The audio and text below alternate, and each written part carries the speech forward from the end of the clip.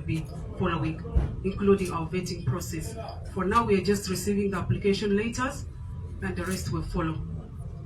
This does not include presidency, as our advert was very clear, and you may refer to our advert that was officially out on the 29th of May.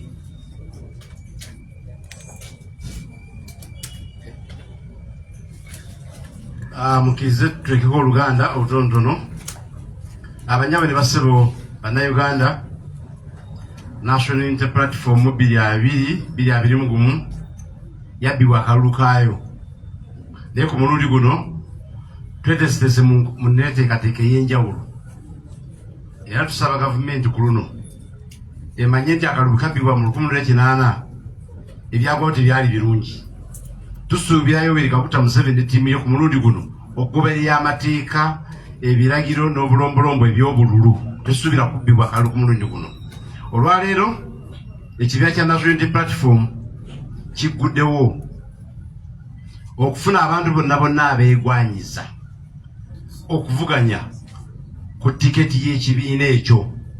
Tutansobola ennaku z'omwezi nga 2 okutuuka ennaku z'omwezi 23 ogw'omukaaga omwaka guno. Tubawadde omukisa wiiki zisukka kumpi mu 3. Tubasaba buli omu aleme kwekwasa nti nze bansibirayo. Tubasaba mujje Kampala ne Wakiso, emitendera gyonna application zammwe zirina kujja wano ku National Unity Platform Headquarters Makerere Kavule. Okuva ku ba MPs, ba mayors, LC5, sub-county chairpersons, the town council chairpersons, ba councillors, aba Kampala ne Wakiso tubasuubira wano. Ekyokubiri, ba MPs bonna abaagala okubeera ba members of parliament, abakiise mu lukiiko lw'eggwanga, abaagala okubeera ba ssentebe ba LC5, abama districts mu Uganda yonna, abaagala okubeera ba city mayors, ba municipality mayors, abo tubasuubira directly application zaabwe okujja ku headquarter wano. Ne bw'obeera Weri Kasanda, ne bw'obeera weri Mubende municipality, tukusuubira gwe mayor application yo okujja wano. Twekiteeka mu kitundu kyonna kirala. Wabona akiteekayo ejja kuba egenze mu kifo kikyamu. Ate nga technically etteeka likulagira kuteeka wano. Then abakansalaasi baffe ab'amagombolola, basabu counties abakiika ku magombolola, abo madistricts ez'enjawulo ne LC5 bakansalaasi, tubasuubira first of all okukola application ngeri mu duplicate ng'olina empapula 3 si lumu. Olupapula olusooka, for example, singa obeera kansala ng'oli mutukula ku border ya Uganda ne Tanzania, tetukusuubira genda Masaka ku eri ofiisi bakiyinza okuzirwalira. So tusuubira baaligesitwa baffe madistricts mu constituencies ez'enjawulo okufuna application zonna eza lower local governments, bazireceiving, baziteekeko stamp, balikodinge buli omu, ate baziweereze mu ofiisi ya secretary w'akakiiko ebyokulonda aka National Unity Platform. Kopi ey'okubiri twasazeewo egende ku district. Kuba tulina olukiiko ku district, buli district ya Uganda tugiyinamu olukiiko. So tusaba kopi ey'okubiri efaanana ng'egyowadde register constituency ogenda ku district. Kopi ey'okusatu erina okugenda ku sub-region office yaffe okukakasa nti bannange nsabye wali register nyitaddeyo ku district nyitaddeyo, naye ne kopi yino ku sub-region office. Tujja kutula tulikonsayiringa erikoni zonna okulaba nti buli aleese application ye efuniddwa abutali kubuzaabusibwa.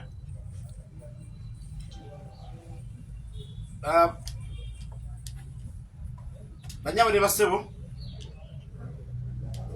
ffe nga National Unity Platform, omuntu nga akyegwanyiza bwegwanyiza kuvuganya tetumuggyako ssente. Kubanga ekintu ekyo kiremezaayo olusi kandi yandibadde omulungi olwokuba talina kasente kano bakali n'atasaba. Naye ezaffe forms okulonda n'okuzzaayo ya bwereere. twagadde kikiralifayinga ate bammembers baffe tubalabula abantu bajja kujja ebbali babalimbelimbe nze bwonkolera kino nja kukolera kino bwonkolera nja kukolera kino tukola ebintu bino mu bulambulukufu mu musana mu bwerufu tetusuubirayo muntu yenna yenna kujjako muntu yenna yenna sente ku nsonga y'okuyita mu process eno y'okulonda bakandidate lwala kandidate asinga alina enkizo ku munne yaba abeera kandidate w'ekibiina ku mitendera egy'enjawulo mwebale nnyo mwebalidde okutuwuliza kujja mulina ekibuuzo mala okubuuza ekisooka kyapasoni waffe by'oluzungu mu by'oluganda tusobola okuddamuko. Actually, before the question, I'll also tell you that this is not the only activity that NUP is carrying out. We are also having the youth. We are having the youth also being nominated from today, and that will go up to the 10th. So our youth countrywide are also being nominated, and we encourage our people out there to encourage our youth to participate in the youth coming elections that will be on 19th. So our youth are ready. And then, like he has said, our application, so our expression of interest, any application that comes to us is not charged. You've seen NRM is charging 3 million. Somebody who has not even served, why would you charge them 3 million shillings? But for NUP, it's entirely free. We are giving opportunity to every Ugandan to serve the country. So we are not going to stop those who can serve the country because they cannot afford the 3 million like other parties, particularly NRM is doing. So that is not right. As NUP, we are not charging any amount. Questions? Yes, sir. Echange kakigendere ddala eri commissioner avunanyizibwa wano mu kitundu kya Buganda.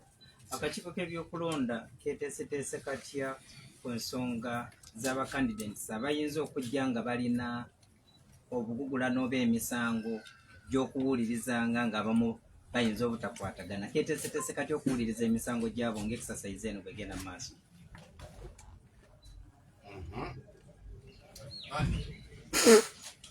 Ekisookera ddala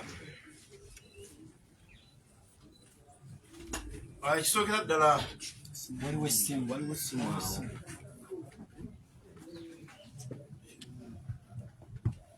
ekisookera ddala ababaka ba parliament aba LC5 chairpersons ba city mayors ne municipality mayors balina okuleeta empapula z'obuyigirize ezaabo zatteeka naye nga ziri kye tuyita mu lunyanyimbe certified copies oba their equivalence.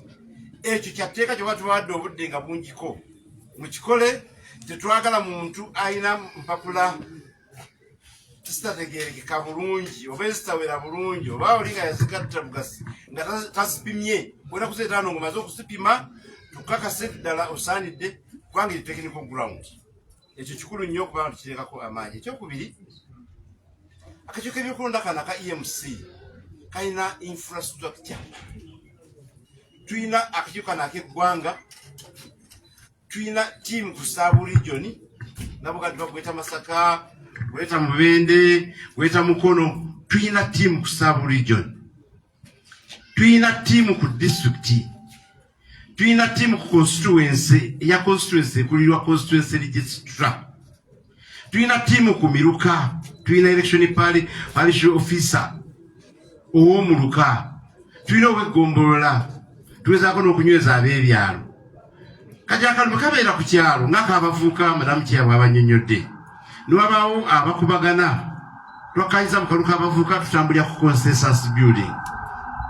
Era tugezaako okukikola, feedback gye tufuna ekyali so far so good. Yesterday nabadde n'ab'enjiri wano, bakwogera n'ab'e Masaka, tutambula bulungi, consensus ejja bulungi. Naye consensus weerema ku Muluka tulinawo akakiiko ka tribunal kaffe akamaliriza ensonga ezo. Akaliko election parish officer waffe, akaliko chairperson wa Kunga, wa parish eyo aleve eyo, okuli owabavuuka omukyala, owabavuuka omulenzi. So tulinawo tiimu ewuliriza ekyo. Singa watamatira ku Muluka ng'agenda ku Ggombolola, structure weeri. Watamatira ku Ggombolola ng'agenda ku district, structure weeri. Watamatira ku district ng'agenda ku Saabu region, Sub-region bwe biremererwa byonna byonna ffe weetuli okusala buli musango gujja mu maaso gaffe and principles of fairness and social justice. So abantu bali buzibu bwonna bwe tujja kufuna tulowooza ekyensimbi mu Uganda ekyensimbi abanyama ne basebo National Unity Platform obutafaanana ebibiina birala ffe buli memba waffe yenna yenna eyeegwanyiza okuvuganya ng'ali ku siteegi esooka ey'okusaba aleeta tutegeeze nti ayagala okuvuganya tewali ssente ze tugenda kumuggyako oyo anaaba afuuse candidate asasula ziri ssente z'akakiiko ebyokulonda waliwo obusente bubeerawo ku buli mutendera naye wano mu National Unity Platform tewali ssente zitugenda kujja ku candidate yenna yenna nga asaba okuvuganya mu internal processes zino ezaffe ez'ekibiina.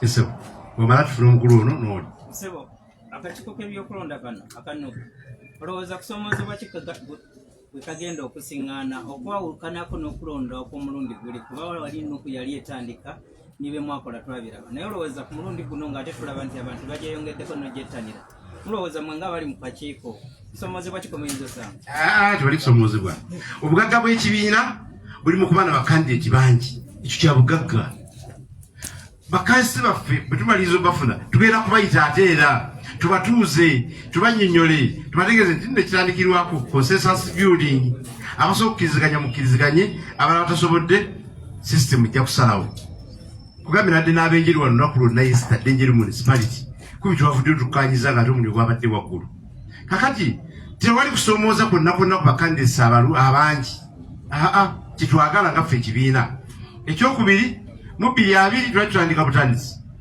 naye kati amateeka obukwakkulizo n'obulombolombo byonna bamembers bannakibiina babimanyi tuleera kukifunamu buzibu kyokulabyako kyali kalulu kekawempe mwalaba bye twayitamu mwalaba obuzibu bantu bategeera bulungi ebyagenda mu maaso nammwe bannamawulire mwalaba ate nammwe mwali bamativu. Yes, my question goes to Madam Chair. Briefly, we want to know what is happening in the regions. Because recently, when they were invading here, you had people representing those regions. We are seeing this happening here. And in regard, they told us what we should do. So, briefly, we should want to know what is happening in those regions. Who should come here, who should not come here. Then, I think I said that. I said here we are receiving those ones of Wakiso district, Kampala, and those include members of parliament and all other elected positions.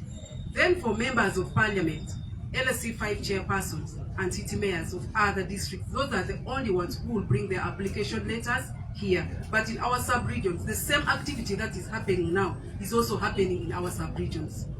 Our registrars are on ground. For those who cannot access the sub-regional offices, our registrars and our members are on ground to help each and everybody who wants to contest under NUP, and we are not leaving out anybody.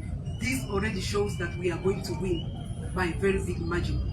Before we didn't have this, we only had our members bringing their application letters here, but now we are everywhere. If you moved out now and went to the different villages, at least you will know there are party activities of NUP going on right now. Yes, Madam, then you ladies first.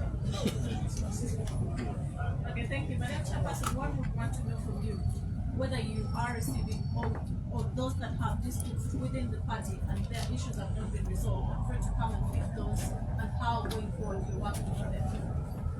For now, we are receiving from only candidates who meet our requirements. We are receiving. The other process will be communicated. We shall do that in due course. But for now, we are receiving. Each member who qualifies for our party flag are encouraged to bring their application letters. Other states will get there.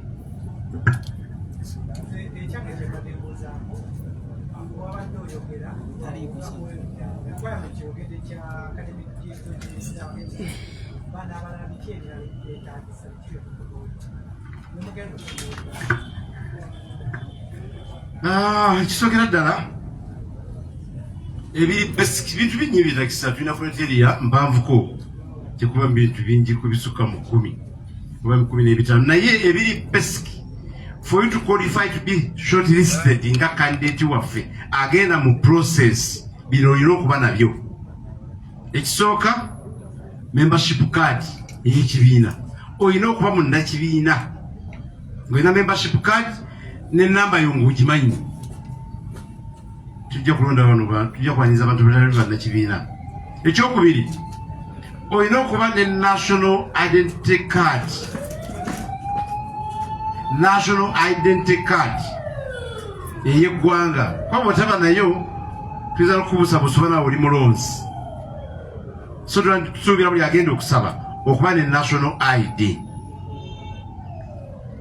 Then ekyokusatu mbadde nkyogeddeko where it applies ebiwandiiko naye naawe ng'ekifo kyo tekyetaaga biwandiiko twagambye is an advantage for you oba obirina biteekeko lwaki tobiteekako oba wayitako mu ssomero biteekeko kuba kijja kukuyamba naffe okumanya ebika by'abakandidate betulina n'obusobozi bwabwe ku mitendera egy'enjawulo. Kajja osanga kansala ng'owawano mu KCCA talina qualification imwetaagisa naye ng'ate bw'ogiteekako akakiiko kamanya nti omuntu ono ali ku level n'eno mu kumanya kino na kino obaolyawo kiyinza okuyambako. So nabo twabasabye babiteeko naye bali byateeka bano si byateeka bano kyeyagalire byebyo biri basic requirements zetwagala. Katono nnyo ku national ID yaabwe bantu bangi ID zaabwe ziri invalid era abamu bali mu process y'okuzirinoonyeza so omuntu akola atya awo. Emi kamale kudamu ekyo nekyeyayongereko. Ekisooka bano emikimanyi bulungi systems za Uganda tezikola. Uganda systems are dysfunctional tezikola kubanga singa zaali zikola singa bannayuganda bonna balina kati valid national IDs kwazi singa zaggwako 2 kugamba systems z'eggwanga tezikola. Si kituufu kukwata candidate ajja okusaba kubanga bangi bali mu kusaba naye bayinza n'okutwala omwezi gumu 2, 3, 4, 5 nga tezinaba kufuluma kakiyinza ate okusiba process eno. National ID tugimanyi ey'eggwanga. As they do the process, definitely they'll be updating us. We shall be updating our documents. Naye national ID gy'olina tusaba osooka oteekeko eyo gy'olina tojja kuteekako gy'otalina. Teekako gy'olina. Madam Chair, you can add on possibly. Yeah, like he has said, put what you have as you work on the process. Right now, they're updating those national IDs. We may allow our candidates to go through this as a party, but they will be technically kicked out when they go for nominations because their IDs will not be valid. So that's why for now, we're accepting this as they go through the process of renewing their cards. And everything that we are going to do as NUP, we can assure you, we can guarantee you that it's going to be as transparent as possible. Maybe I put it as transparent for you to get it. Everything is going to be transparent, and we're encouraging our party members out there to take up all those positions. We are going to fight NRM. And how do we fight this? We have to make sure in every position, starting from LSC1, we are going to have NUP members going for those positions. Walokenyala okwongererako kemutabuuzizza ku ssaawa eno tewali alina party ticket.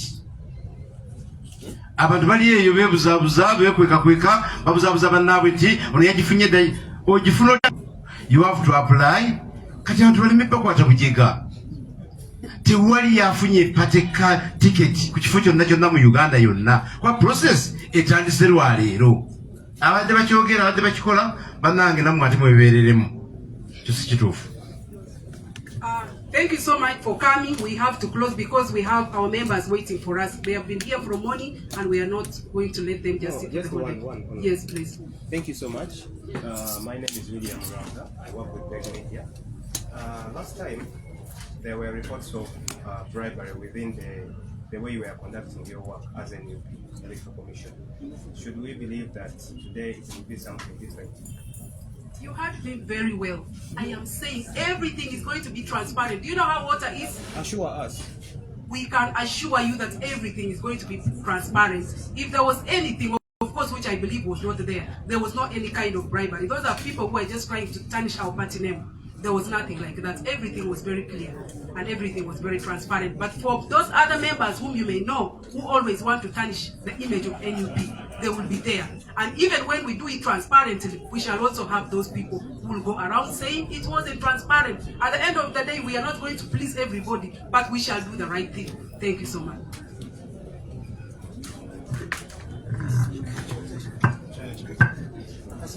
You're the last one then. Ogambe msera kino wali anyaka naye electoral commission yeggwanga eyisizza abantu okwesingawo aba special era mubukebule mu lunaku nga 10 kubanga tubatekinga nominations bano mwabategese mutya oba bo temulinawo nga bagenda kwesingawo? Okay, ugamba special interest groups abavubuka abakadde n'abalema olwaliwo wetwogerera commission eri wano yandibadde eriko abantu 9-10 abasigadde ba commissioners bali mu kumanaginga emirimu egy'okunominatinga just tulaba ffe banominatinga constituency level bali mu kunominatinga empapula ezo ez'abavubuka okunominatinga nominations ez'abavubuka abakadde n'abalema zitandise olwaliwo nga 2 paka nga 10, so it's a process ongoing era kyemukolemwako kozi kirala commission kyebadde teyogedde abantu abaleeta empapula wano kulimitinga ku namba gye bajja nayo. Twagala abantu bajje na gaali, bajje n'abantu abangi tibakomyakomya mpapula. Abantu twagalawo abantu ekinene nnyo 5 bowozze nabo tusobole okukendeeza omuyeye gw'abantu abayinza okuba nga bakuwerekeddeko okuziba amakubo n'okulemesa abalala okutambula oba n'abo baddako. Omuntu aba amaze okusabumitinga wano kunaamwe nga namawulire nga mwagala okwogerako naye ajja kubanga abasangako wali aside process abala abantu basobole okusabingibwa. So tusaba omuntu abanga ajje n'abantu abesalira 5 wano abasigadde abaleka eri waggulu nga bamulekeddeko. Kibadde twogeddeko abantu naye ebiri byonna mbadde mubuuza ebyobwereere kaadi n'okudownloading obulwa downloads form kyabwereere, so ekimu kiri kyabwereere bannange. Let me just say that in English also. We are saying we are only limiting the number of people accessing our desk to 5. You can have your girl, you can have 1 million people somewhere waiting for you, but for here we are going to have only 5 people. We are not going to limit you from celebrating because it's just the beginning of victory. The process starts today.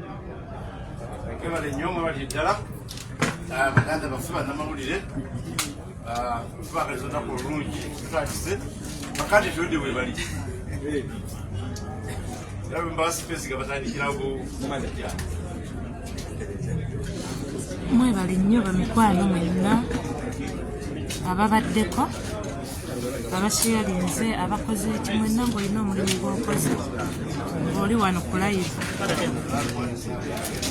Olivia wammwe nze ndi wano ku kamera olunaku lwaleero lwe bagenda okuwandiisa olunaku lwaleero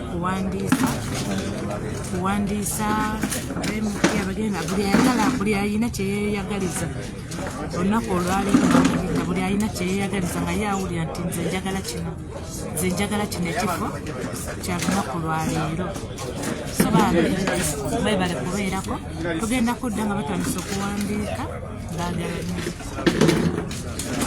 abakulira akakiiko kaffe ndowooza mubalaba mwanyinaze Semakula nkutumidde beba abakulira akakiiko kaffe nga bwe mubalaba maama waffe oyo yabakulira bali abantu nga 5 abakulira akakiiko kaffe.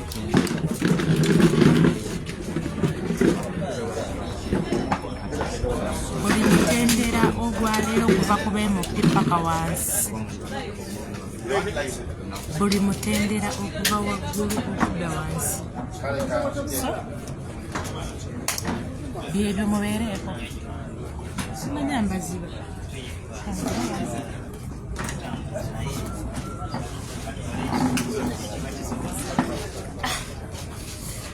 nange mbikyankalanyiza naye mujja gumiikiriza mpolampola nga bwe tulaba abazze okwewandiisa okutandikira ku beemupi paka wansi nga disitulikiti Wakiso Kampala. Kale abantu abali mu Wakiso ne Kampala mwemanyi nti oli Wakiso ne Kampala mukwano osobola okujja n'oweewandiisa leeta empapula zo. Olunaku olwaleero okwewandiisa si kwa ssente. Olunaku olwaleero okwewandiisa si kwa ssente. Olunaku olwaleero okwewandiisa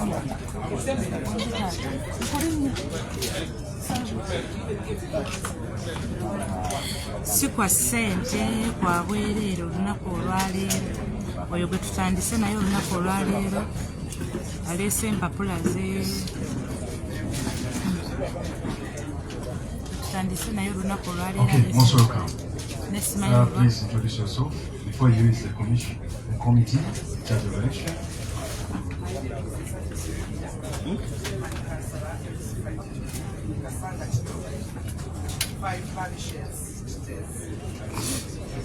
mbasaba musharinga Please abaliko. submit your credentials.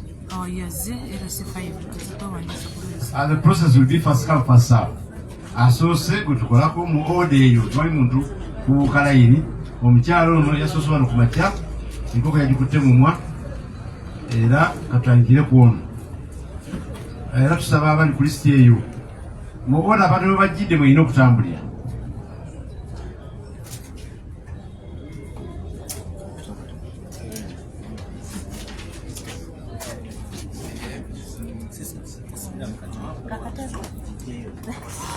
Onina taata.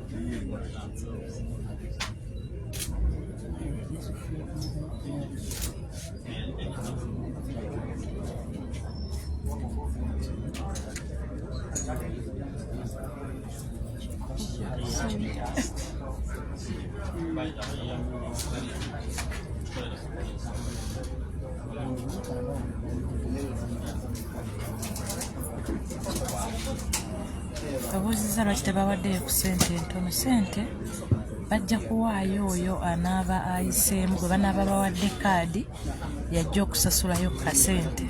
So omuntu nga tannafuna kaadi nga bakyali mu process ewandiika mukwano tewaliwo okusasula kasente wadde n'akamu oba muli bameka oba muli bameka tewaliwo okusasula okuggyako ng'omuntu bamaze okumulondobamu mu abo n'afuna kaadi yalina okusasula akakiiko n'ebigenderako omutemwa gwabwe gwe bajja obbasaba oba bwekityo. Ndowooza nkuzeemu mukwano abadde akibuuzizza.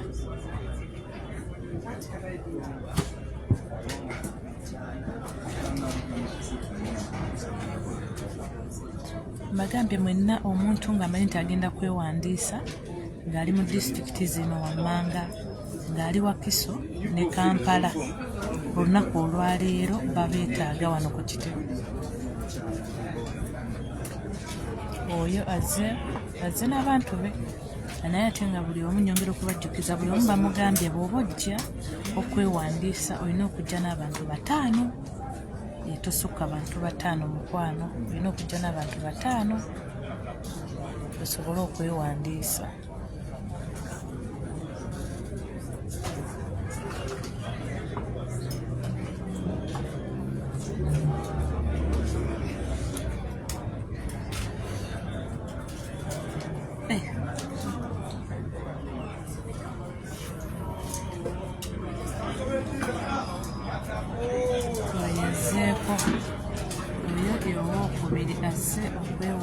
Okay, most welcome. Good morning. Before you use the committee waiting for you, please speak what brings you here and what are your names and details. Introduce yourself before the commission. Sit.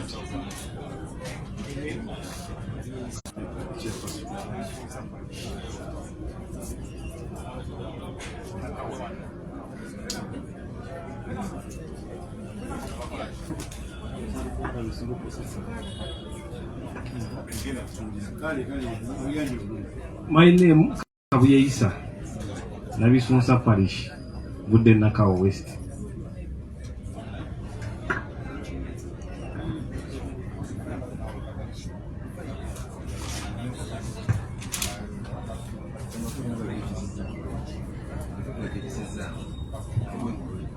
Tuna copy ndala. Asokadde yakole photocopy. Please. Bananga abajja mukole photocopy ekyamu. Yendo okikole okunyolo tape copies bili. Come.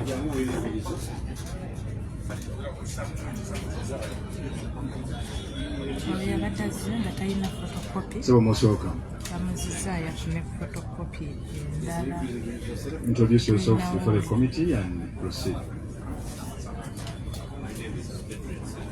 Edwin? Yes? From Chambogo Parish. Okay.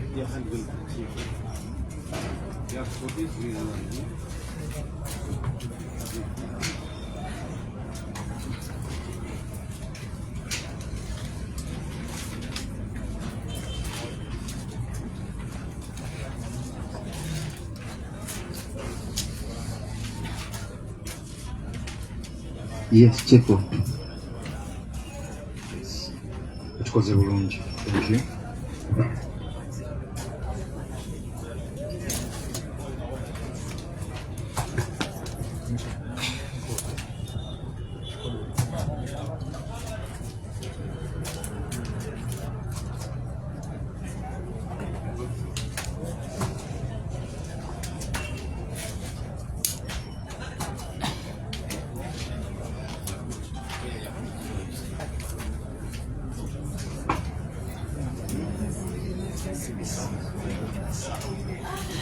Zamulaba bulungi not.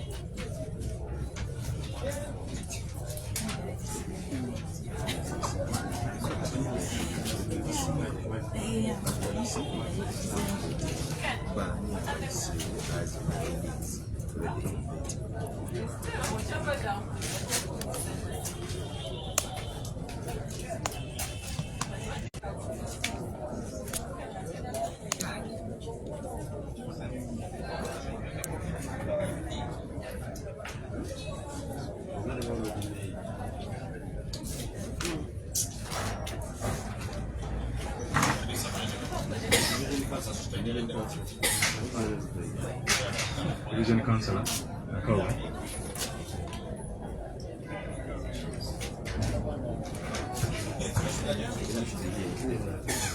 Next.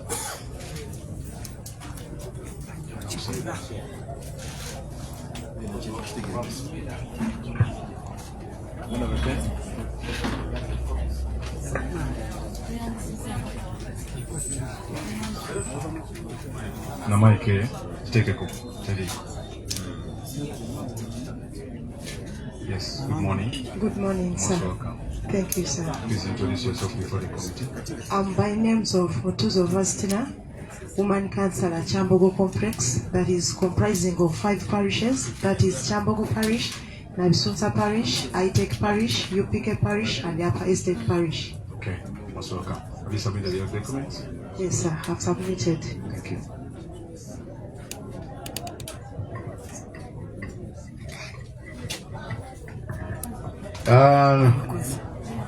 Ekisooka ekigenda mu maaso wano form eya expression of interest twagifulumya bannayuganda bonna bannakibiina ne bagifuna kati olwaleero abantu bagifuna abamu bagipikinga manually physically wano abalala bagijje online ngera bwe mbalaba ye form eyo kati ng'ono kandi eti mutuuzo Fastina